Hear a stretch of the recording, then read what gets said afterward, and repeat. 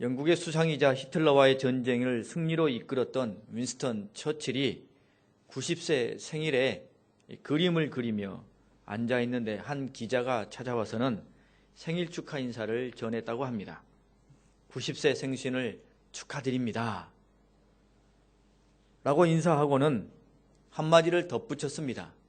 내년 생신 때도 뵐 수 있었으면 좋겠습니다 라고 이야기를 하였습니다. 그러자 처칠이 그림을 그리다가 그 기자를 쳐다보며 이렇게 답을 하였다고 합니다. 아니, 자네는 한창 젊으면서 왜 그런 말을 하는가? 라고 재치 있게 대답을 하였다는 것입니다. 여러분, 살아온 삶이 많고 겪어온 경험이 많을수록 삶에 여유가 생긴다라고 말하지 않습니까? 마음의 내공이 쌓여서 마음의 여유가 생기는 것이죠. 그 여유가 이와 같은 재치 있는 한마디 또는 의미심장한 한마디를 만들어낼 수 있지 않을까라고 생각해 봅니다. 여러분은 마음속에 마음의 여유를 가지고 계십니까? 삶의 여유를 품고 계십니까?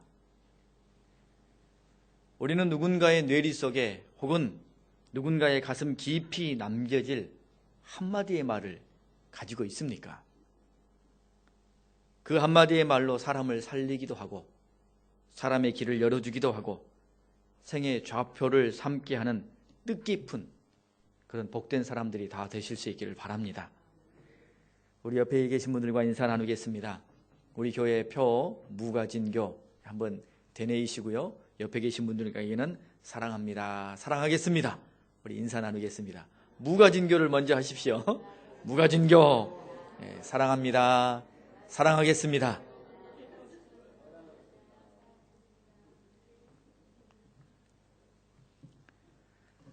다메섹에서 사울은 예수님은 하나님의 아들이다, 예수님은 그리스도다 라고 복음을 전하다가 생명의 위협을 당하게 되죠. 그래서는 다메섹 성벽을 광주리에 그의 생명을 의탁하고는 달아내리는 것을 통해 그가 다메섹을 탈출하였습니다. 그리고 이 사울은 예루살렘으로 갑니다. 26절의 말씀입니다. 사울이 예루살렘에 가서 제자들을 사귀고자 하나 다 두려워하여 그가 죄자됨을 믿지 아니하니 라고 말씀하고 있습니다. 사울이 예루살렘으로 가고 있습니다. 예루살렘으로 갔습니다. 물론 사울이 다메섹을 탈출하자마자 곧바로 예루살렘으로 간 것은 아니었습니다.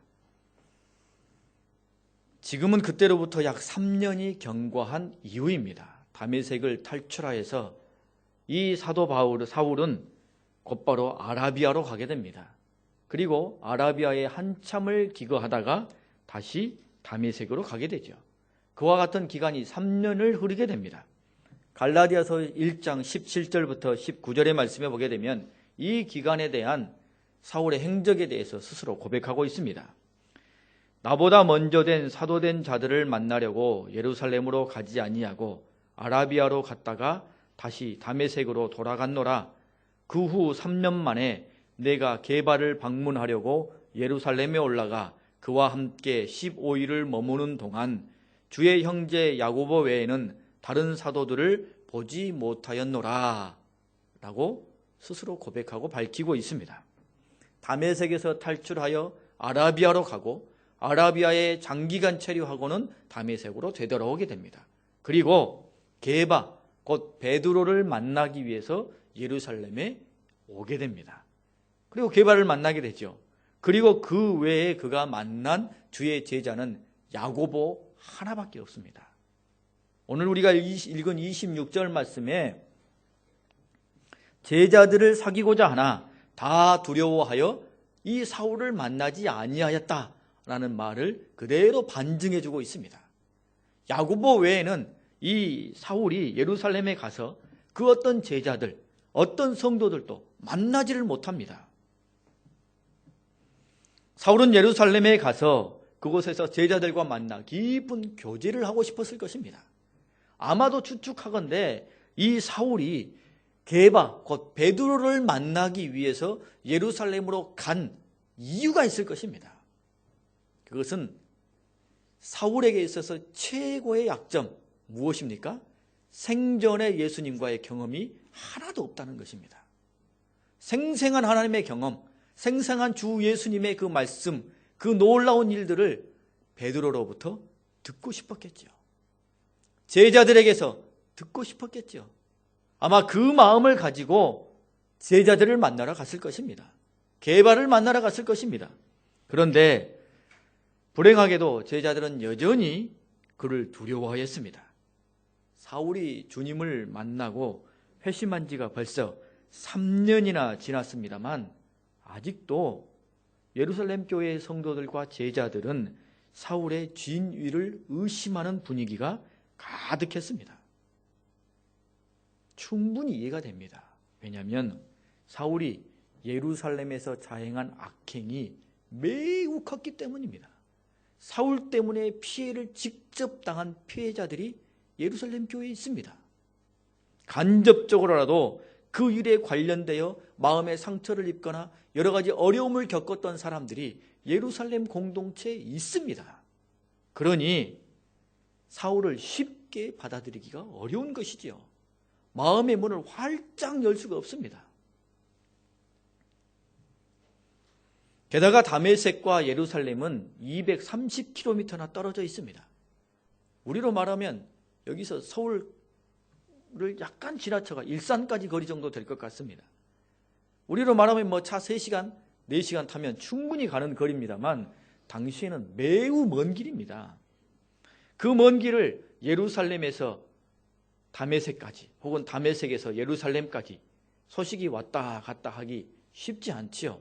더더군다나 사울이 다메섹에서 주 예수 그리스도를 영접했더라, 그가 회심했더라 라는 소식이 그대로 올곧게 완전하게 전달되지 못했을 수도 있습니다. 아무튼 회심하여 그리스도인이 된 사울이었지만 예루살렘 교회 공동체에게는 여전히 이방인이요 배척자였습니다. 참 어려운 일이죠. 자기 속내를 뒤집어 까가지고 보여줄 수도 없고 무턱대고 거절하고 거부하니 배척하니 이거 어찌 해볼 도리가 없는 상황입니다. 여러분, 우리도 항상 그런 것은 아닙니다만 우리의 이미지 또는 첫인상 이거 매우 사실 중요한 거 아니겠습니까? 이거를 잘 관리해야 됩니다. 만약에 짧게 만나고 헤어질 사람이라면 첫인상 관리를 철저하게 하셔야 돼요. 왜냐하면 그게 영원히 가기 때문입니다. 그런데 오랫동안 만날 사람이라면 조금 덜 관리하셔도 됩니다. 처음에는 조금 빈틈을 있게 보여주기도 하고 좀 어설프게 보여주기도 하면서 점점 더 좋은 모습을 보여주면 그에 대한 평가가 더 높아지니까 좋을 수 있습니다. 하지만 그렇다고 무턱대고 굳은 모습, 안 좋은 모습을 사람들에게 심어줄 이유는 전혀 없죠. 옳지 않습니다. 왜냐하면 우리는 그냥 나 하나가 아니기 때문이죠. 내 이미지를 통하여 뭐가 평가받아요? 그리스도의 복음이 평가받습니다. 나를 통하여 내가 속해 있는 신앙 공동체가 평가받는 것입니다. 싸잡아서 평가하고 이미지를 고착화시키는 것입니다. 그래서 우리는 조심해야 하는 것입니다. 그래서 우리 그리스도인들은 항상 얼굴에 미소를 짓고 다녀야 됩니다. 사람들을 만날 때 미소 띤 얼굴로 대해야 하는 것이죠. 여러분, 웃는 얼굴은 사람에게 깊이 각인되는 법입니다. 다음에 또 만나고 싶은 얼굴로 기억되는 거예요. 웃는 얼굴, 환한 얼굴은 지나가다 스쳐 지나가도 저 사람은 참 인상이 환하다. 저 사람은 얼굴이 밝다. 이건 깊게 기억됩니다. 왜냐하면 다음에 또 보고 싶기 때문입니다. 그러면 이럴 수 있죠. 어떻게 항상 억지로 웃는 표정을 지을 수 있습니까? 라고 말할 수 있습니다. 어렵죠. 그렇기 때문에 대신에 평소에 많이 웃어놔야 됩니다. 평소에 많이 웃어놓으면 저절로 이 입꼬리가 이렇게 올라가게 돼 있어요. 평소에 인상을 많이 쓰는 사람은 이 미간에 주름이 탁 잡혀가지고 가만히 있어도 인상이 탁 이렇게 구겨져 있는 겁니다. 그래서 평소에 많이 웃으셔야 돼요. 평소에 많이 웃는 사람들 입꼬리 쫙 올라가는 거죠. 여러분도 어느 단체든 뭐 모임에 가가지고 사진 찍을 때가 있지 않습니까? 사진 찍어가지고 한번 단체 사진 찍은 거 한번 유심히 보십시오. 얼굴 표정이 다 나옵니다. 제일 먼저 자기 얼굴 봐야 돼요. 내가 웃었나 안 웃었나. 웃고 사진 찍으셔야 돼요. 항상 그리스도인들은 웃어야 됩니다. 여러분은 어떠십니까? 여러분 표정 이렇게 거울로 이렇게 보면 아, 나는 웃는 상이구나. 그런 생각이 들어지십니까? 아닙니까? 많이 웃으셔가지고 거울 볼 때마다 아, 나는 왜 이렇게 잘 웃는 상이냐? 그런 고백들을 이렇게 느낄 수 있었으면 좋겠습니다. 여러분 그래서 보셨는지 모르겠습니다만 옛날 우리 선조들이 미인을 정하는 기준이 몇 가지 있었습니다. 그 중에 하나가 미인은 앙천대소다라는 말이 있습니다. 앙천, 하늘을 바라보고 크게 웃는 사람이 미인이라는 거예요. 미인은 웃을 때 치아를 보이는 사람, 하늘을 향하여 입을 크게 벌리고 웃는 사람, 입을 크게 벌려서 웃기 때문에 목젖이 보이는 사람, 옛 어른 선조들이 말하는 미인의 3대 조건입니다. 요즘 우리로 생각하면 이해가 안 되죠. 그 당시 같으면 그냥 다소곳하고 그러면 미인으로 판단할 것 같은데 우리 어른들은 그렇게 생각 안 했다는 것입니다. 왜 그러겠습니까? 집안에서 여인이 웃어야 가정이 편안하기 때문입니다. 남편도 편안하고 자녀들도 평안하기 때문에. 그래서 웃는 여인을 최고의 미인으로 친 겁니다. 사람들과의 관계, 세상 사람들과의 관계도 그럴 뿐만 아니라 여러분 그리스도인들끼리는 훨씬 더 이미지, 인상이 중요합니다. 함께 하고 싶은 성도, 함께 마음 터놓고 싶은 성도, 여러분 그런 성도가 되어야 되겠죠. 만나면 꺼려지고 만나면 아유 내가 괜히 만났다, 괜히 마주쳤다 이런 마음 들어지는 성도면 어떻게 되겠습니까? 만나면 또 만나고 싶고 만나면 헤어지기 싫고 그런 성도가 되어야죠. 특별히 우리나라 사람들에게는 특징이 있습니다. 그래서 그 특성상 우리는 교회 안에서 특별히 관심을 두고 마음을 써야 할 부분이 있습니다. 그것은 말투입니다. 단어입니다. 여러분 교회 안에서 지시형, 명령형의 말투나 단어를 쓰는 것은 지양해야 합니다. 왜냐하면 우리나라 사람들은 특별히 다른 민족들도 다 그러겠습니다만 우리나라 사람들은 특별히 명령형, 지시형을 매우 싫어해요. 조선 600년 동안 신분제에 꽉 매여 있었죠. 일제강점기 36년 동안 일제산하에서, 일제입치하에서 이 명령받고 지시받고 살아왔어요. 그래서 그걸 아주 싫어합니다. 그래서 누가 지시하면 본인이 그것을 막 하려고 했다가도 누가 그걸 시키면 팍 튕겨내버려요. 그게 우리나라 민족 중에 자리 잡고 있는 큰 특징 중에 하나입니다. 그래서 교회 안에서는 지시형이나 명령형의 단어는 내 입에서 빼내셔야 돼요. 내가 나이가 많든 적든 직분자든 아니든 상대방의 나이가 많든 적든 상관없이 명령형의 단어나 말투는 내어버리고 대신에 청유형의 말을 해야 됩니다. 권유형의 말을 해야 돼요. 이것 좀 도와줄 수 있겠습니까? 이것 좀 해주면 어떻겠습니까?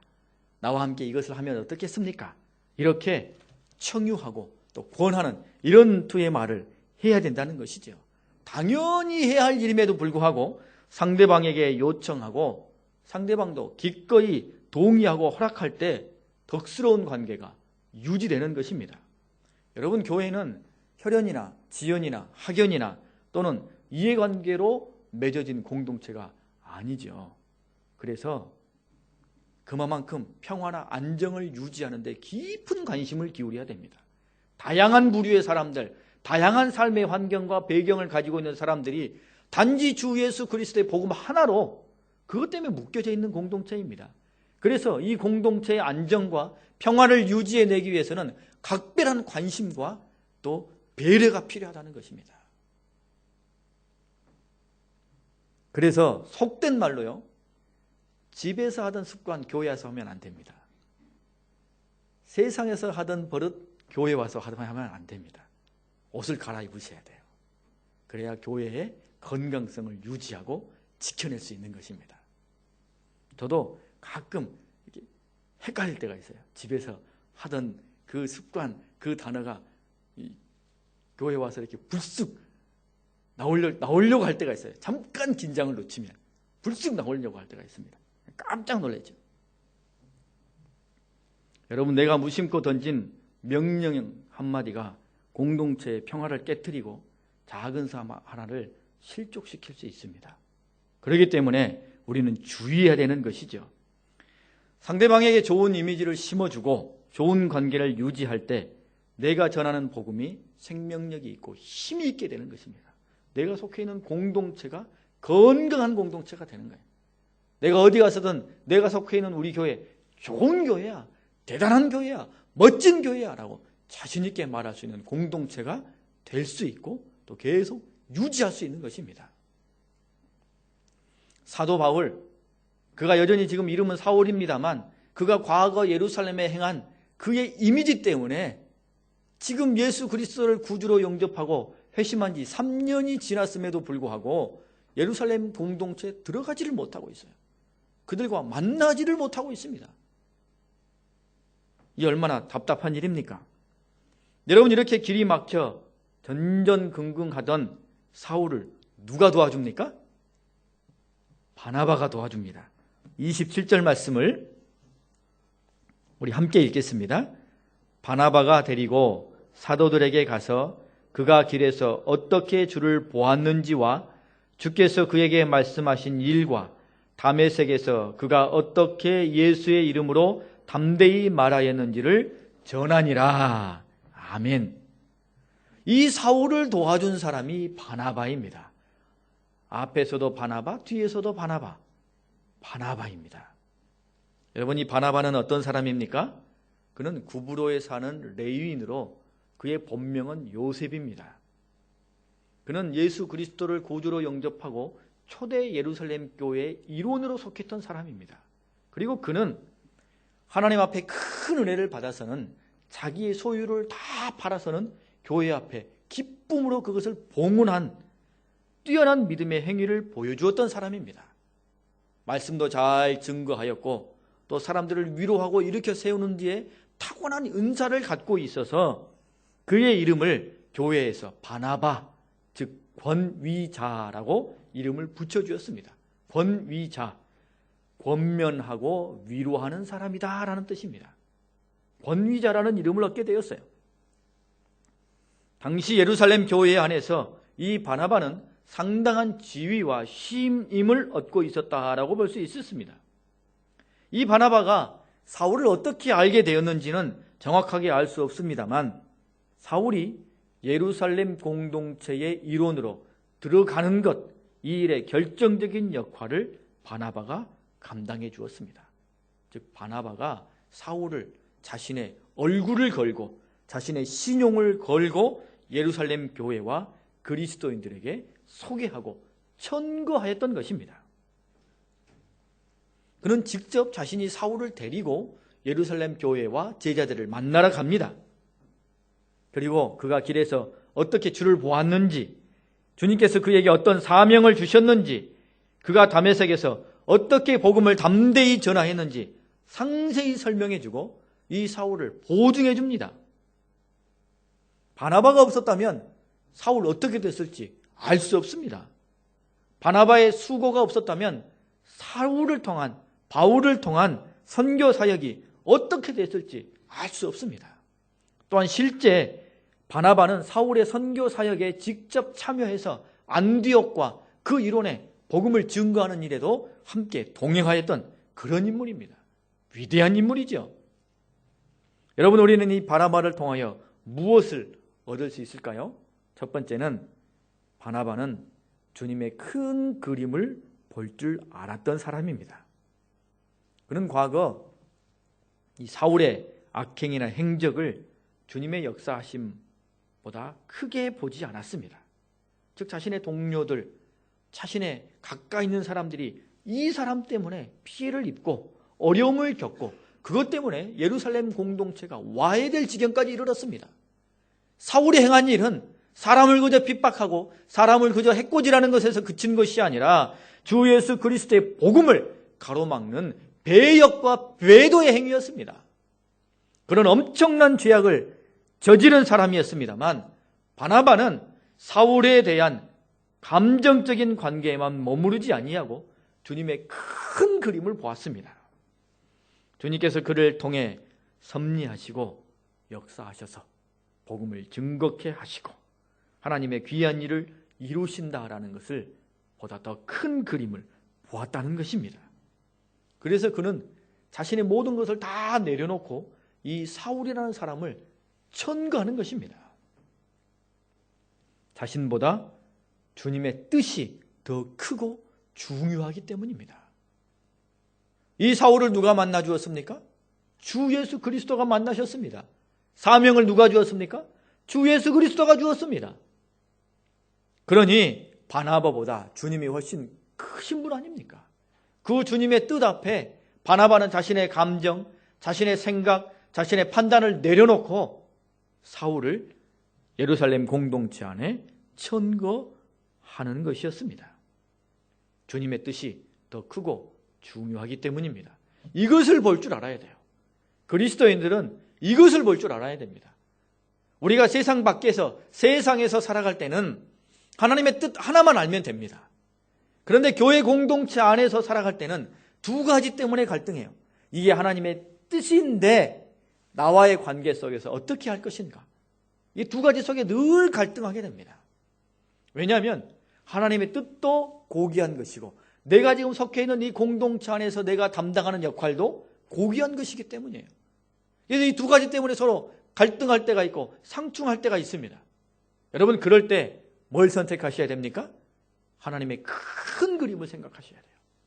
내 것을 과감하게 내려놓을 수 있어야 돼요. 내 것을 포기할 수 있어야 됩니다. 여러분 세례 요한이 그러하지 않았습니까? 예수님께서 등장하시던 그 시대는 누구의 시대였습니까? 세례 요한의 시대였어요. 모든 사람들이 세례 요한에게 집중하고 그에게 몰려있고 그의 입을 쳐다보며 그의 입에서 나오는 말에 귀를 기울이던 그런 시대였습니다. 모두가 다 자신만을 보고 있었고 자신을 귀히 여기던 그런 때였습니다. 그런 세례 요한이 주님이 나타나시자마자 어떻게 합니까? 그는 흥해야겠고 나는 쇠하여야 하리라 하고는 뒤로 물러서는 것이죠. 여러분 사울을 천거하는 바나바 그에게는 모험이었습니다. 이 일로 말미암아 예루살렘 공동체 안에서 자신의 위치가 어떻게 될지, 자신을 믿고 따르던 사람들이 자신을 어떻게 말할지 두려운 일들이 얼마나 많았겠습니까? 하지만 바나바는 주님의 큰 것을 보고 자신의 모든 것들을 감수하며 이 사울을 천거하였다는 것입니다. 여러분, 우리는 아무리 심각하고 무거운 일이라 할지라도 주님의 뜻, 주의 교회를 위하는 것 앞에서는 사실은 지엽적이고 소소한 것으로 여길 줄도 알아야 됩니다.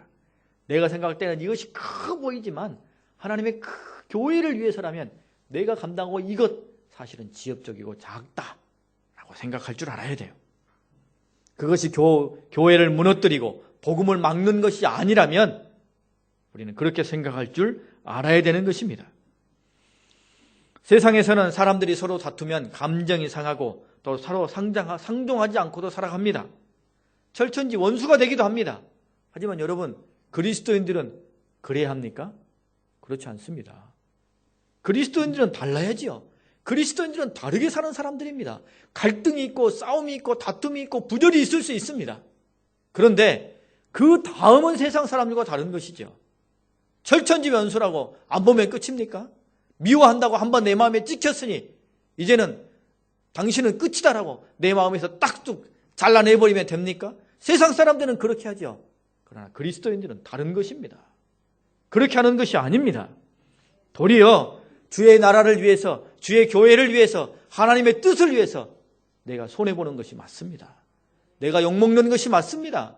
내가 그냥 그래 내 얼굴 한번 창피당하는 것이 맞습니다. 그렇게 꿀꺽 삼키는 것이 맞아요. 내 뜻과 다르다 해도, 내 생각과 다르다 해도 하나님의 이름에 또는 교회의 덕에 누를 끼치게 된다면 내가 그냥 뒤집어 쓰는 게 맞습니다. 여러분, 그런 마음을 가지고 주의 교회를 섬기면 하나님께서 특별히 사랑하실 것입니다. 은혜 베풀어 주실 것입니다. 여러분, 세상 사람들과 똑같은 모양, 똑같은 방식으로 행한다면 구원받은 우리와 그들이 다를 바가 없지요. 주님은 그것을 원하지 아니하십니다. 다르기를 원하셔요. 그래서 바나바는 하나님의 큰 뜻을 보고, 다른 그리스도인들은, 다른 초대교회 성도들은 그렇게 하지 못했지만 바나바만이 큰 것을 보고 사울을 담대하게 그들에게 천거했다는 것입니다. 두 번째, 바나바는 길을 활짝 열어주는 사람입니다. 여러분, 선후배로 따진다면 이 사울은 바나바에 훨씬 미치지 못합니다. 한참 후배지요. 교회 앞에 아무런 지위와 아무런 신분도 없습니다. 지금 교회 공동체 안에 들어올 수 있느냐 없느냐, 지금 그런 처지에 있는 사람이죠. 바나바와는 비교할 수가 없습니다. 여러분, 저 같으면 아마 이럴지 모르겠어요. 내 밑으로 와. 내 일을 도와. 그러면 길이 열릴 거야. 내가 책임져 줄게. 이렇게 말할지 모르겠습니다. 그런데 여러분, 바나바는 어떻게 해줬어요? 그의 길을 활짝 열어주었습니다. 그를 예루살렘 제자들에게 소개하며 신용을 보증하여 천거했을 뿐만 아니라 그로 하여금 복음을 전하게 합니다. 28절부터 29절의 말씀입니다. 우리 함께 읽겠습니다. 사울이 제자들과 함께 있어 예루살렘에 출입하며 또 주 예수의 이름으로 담대히 말하고 헬라파 유대인들과 함께 말하며 변론하니 그 사람들이 죽이려고 힘쓰거늘 이라고 말합니다. 여러분, 지금 예루살렘 교회는 어느 정도 조직을 갖추었습니다. 조직화된 교회입니다. 이럴 때 설교하는 사람, 기도하는 사람 정해져 있지 않겠습니까? 복음을 전한다면 누가 전하겠어요?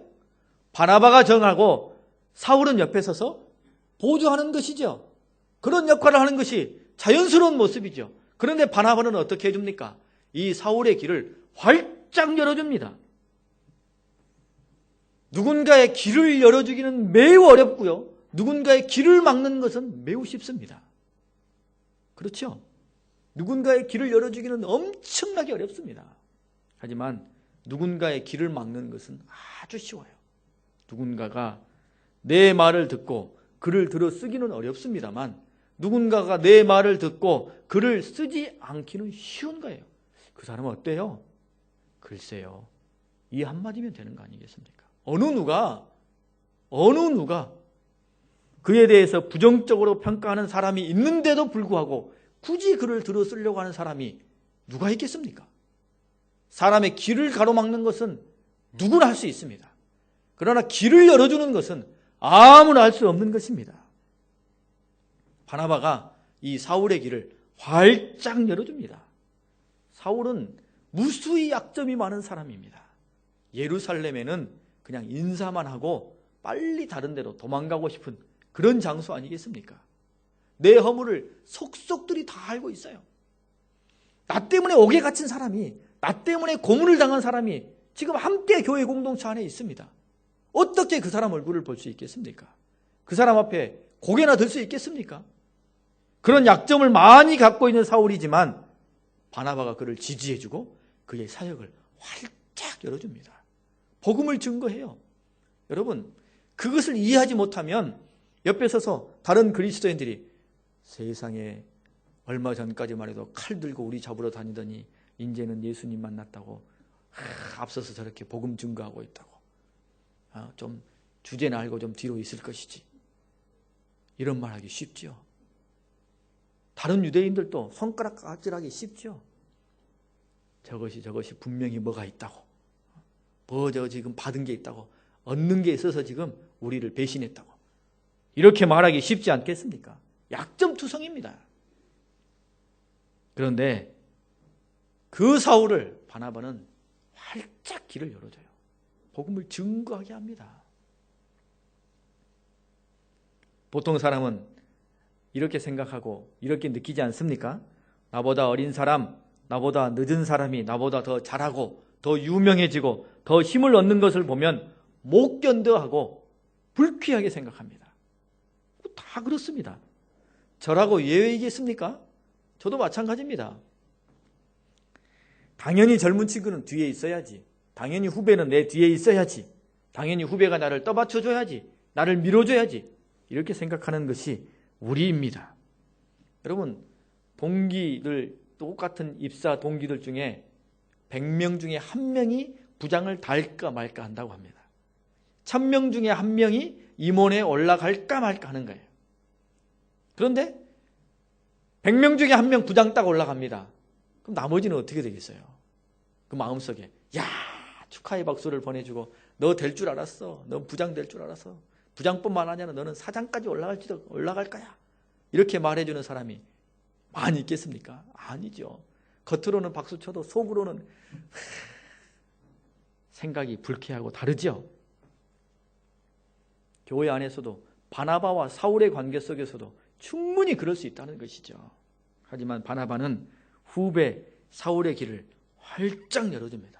나중에 이 사울이 바울로 이름을 바꾸고 선교 사역을 나갈 때 여러분, 그 선교 사역의 주가 누구였어요?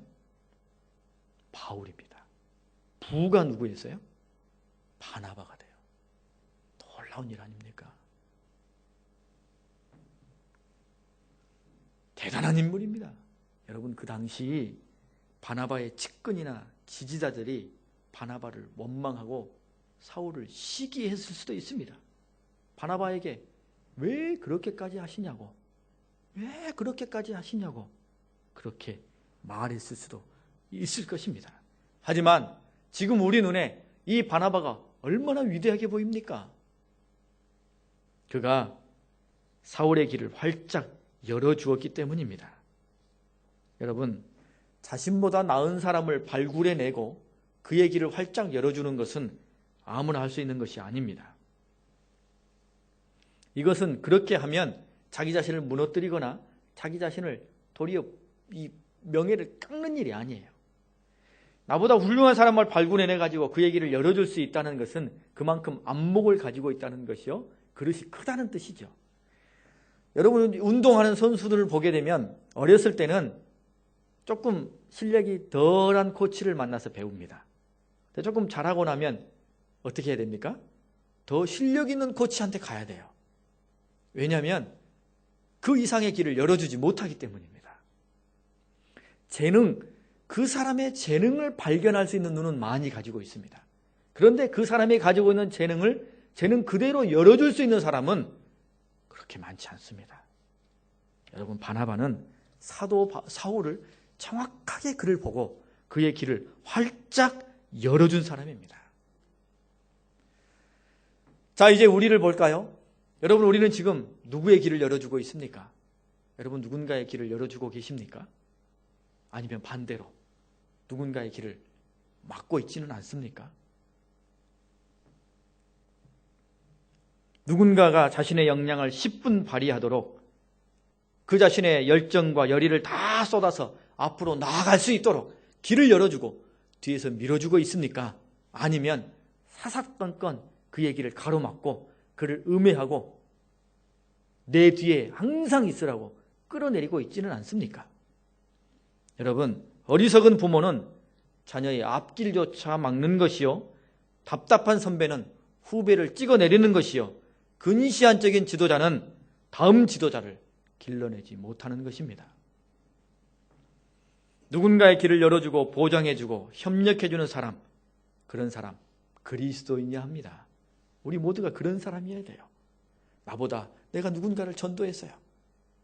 근데 그가 교회에 와가지고 오늘 열심히 신앙생활하고 기도도 더 열심히 하고 말씀도 더 열심히 읽고 예배도 더 열심히 드리고 나는 주일 오전 예배밖에 겨우겨우 드리는데 그는 주일 오전 예배, 새벽 기도에, 수요 기도에, 주일 오후 예배 다 참여하고, 그런 걸 볼 때 고깝게 보면 안 된다는 것이죠. 잘한다, 귀하다, 소중하다, 이런 마음을 가져야 된다는 것입니다. 나보다 못한 사람이, 나보다 약한 사람이 신앙생활 열심히 하고 은혜 받아 누리면 하나님 앞에 감사해야 되는 것입니다. 그래서 그리스도인들은 모두가 다 길을 열어주는 사람이 되어야 돼요. 길을 열어주는 사람이. 그래야 그것을 통해 그리스도의 계절이 오게 하고 주의 교회의 부흥과 흥황을 이루어낼 수 있는 것입니다. 바나바 세 번째 특징은 그가 잘 들어주었다는 것입니다. 오늘 말씀에서 바나바가 사울에 대해서 예루살렘 교회에 소개하는 내용을 보십시오. 굉장히 자세하죠. 상세하게 설명하고 전거하고 있습니다. 이것은 바나바가 사울의 이야기를 잘 들었다는 뜻입니다. 이를테면 내가 당신을 누군가에게 소개해 줄 테니까 당신에 대해서 당신 나에게 한번 이야기해 보세요 라고 앉아서는 자, 내가 뭘 소개할까? 자기가 듣고 싶은 이야기만 들었다는 뜻이 아니라는 것입니다. 사울의 이야기를 처음부터 끝까지 유심히 듣고는 그것을 깊이 공감했다는 거예요. 지금 사람들 앞에 나가서 사울에 대해서 그가 천거할 때 그저 형식적으로 혹은 브리핑하듯이 말하는 것이 아니라 그의 마음의 중심을 쏟아서 그가 마음에 감동받고 도전받은 그대로 하나님이 사울에게, 우리가 대적자로 알았고 배역자로 알았던 이 사울에게 하나님이 어떻게 역사하시고 그에게 어떤 사명을 주시고 그의 삶을 어떻게 이끌어가고 계시는지 그것을 마음에 깊이 품고 지금 마치 바나바 자신이 은혜 받은 것처럼 그것을 지금 쏟아놓고 있다는 것입니다. 깊이 들었다는 뜻입니다. 여러분, 의외로 상대방의 말을 잘 들어주는 것이 매우 어렵다는 것을 여러분 경험하지 않으십니까? 누구든 말하는 것을 좋아하지 말 듣는 것은 좋아하지 않습니다. 사람을 턱하니 만나서는 내가 말을 많이 하고 상대방의 내 이야기를 많이 들어주면 다음에 또 만나고 싶습니다. 그런데 내가 상대방의 이야기를 많이 들어줘야 되면 다음에 또 만나자고 하면 만나기 싫어요. 피곤하고 힘들거든요. 얼마 전에 모 방송에서 보니까 그 방송에서 이와 같은 어느 학자의 연구 결과를 소개하는 것을 보았습니다. 하루 동안에 사람이 말을 하는데 여자는 3만 마디를 하고 남자는 죄송합니다. 2만이었던가? 2만이었던 것 같네요. 예. 2만 마디를 하고 남자는 7천 마디를 한답니다. 몇 배 차이 나요? 3배 차이 나죠. 3배. 그러니까 부부싸움을 하면 남편은 한마디 하고 아내는 3마디를 해야 딱 맞는 겁니다. 그러니까 남편들은 아내가 3마디 할 때까지 들어야 돼요. 그래야 이게 평균입니다. 이게 딱 맞아떨어지는 거예요. 남녀 관계에서 사랑받는 남자가 되고 싶다면 여자의 말을 잘 들어줘야 돼요. 그러지 않습니까? 여자들 경험에서 나오시는 거군요. 이 말을 잘 들어줘야 돼요. 이 여성분들은 말을 많이 하게끔 생리적으로 그렇게 되어 있나 봐요. 3만 마디, 2만 마디든 3만 마디든 말을 한다는 거 대단한 것입니다. 그래서 남자들이 여자들의 말을 훨씬 많이 잘 들어주면 이 부부싸움도 금방 풀리고 남녀관계도 금방 풀릴 수 있을 것 같습니다. 바나바가 그런 사람이었어요. 잘 들어주는 사람, 잘 공감해주는 사람, 그런 사람이었습니다. 우리도 교회 안에서, 가정에서 그와 같아야 되겠죠. 아내의 말을 잘 들어주는 남편, 자녀들의 말을 잘 들어주는 아빠, 누군가의 말을 잘 들어주는 성도. 만약에 이렇지 않다면 점점 설 자리를 잃어가게 되는 것입니다. 잘 들어주셔야 돼요. 살아남기 위해서라도 상대방의 말을 잘 들어야 됩니다. 근데 점점 우리는 말을 많이 하기를 좋아하잖아요. 예. 저도 점점 말이 많아지고 있는 것 같아요. 저는 원래 이렇게 말 많이 하는 걸 좋아하지 않습니다. 그래서 이렇게 성도님들 모시고 신방을 가잖아요. 이제 차를 운전하고 가게 되면 뒤에 한 뭐 7, 8명이 뭐 권사님들 집사님들이 앉아 계셔요. 3시간 운전하고 가면 시작부터 끝까지 와글와글 합니다. 내가 3시간 동안 저는 말 한마디 않고 갑니다. 그런데 이제 저도 조금 나이를 더 먹어가는지 말이 많아져요. 죄송스러운데 제가 혹시 말이 많으면 이렇게 눈을 한번 이렇게 하십시오. 그러면 제가 말을 하다가도 제가 딱 멈추겠습니다. 아무튼 말을 잘 들어주는 사람이 되어야 합니다. 그래야 신앙의 바른 길을 걸어갈 수 있어요. 여러분 한번 되돌아보시죠. 나는 가정에서 또 직장에서 교회에서 말을 많이 하는 사람인지 말을 많이 들어주는 사람인지 여러분 한번 생각해 보십시오.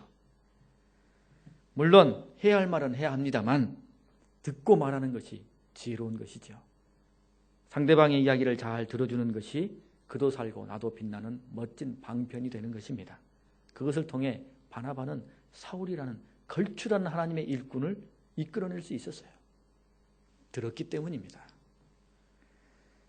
오늘 바나바와 같이 주님의 큰 그림을 보고 길을 열어주고 말을 들어주는 의미 있는 영향력으로 하나님 앞에 복된 일을 이루어 가시는 주의 교회 모든 성도들이 되실 수 있기를 바랍니다. 이렇게 기도하겠습니다.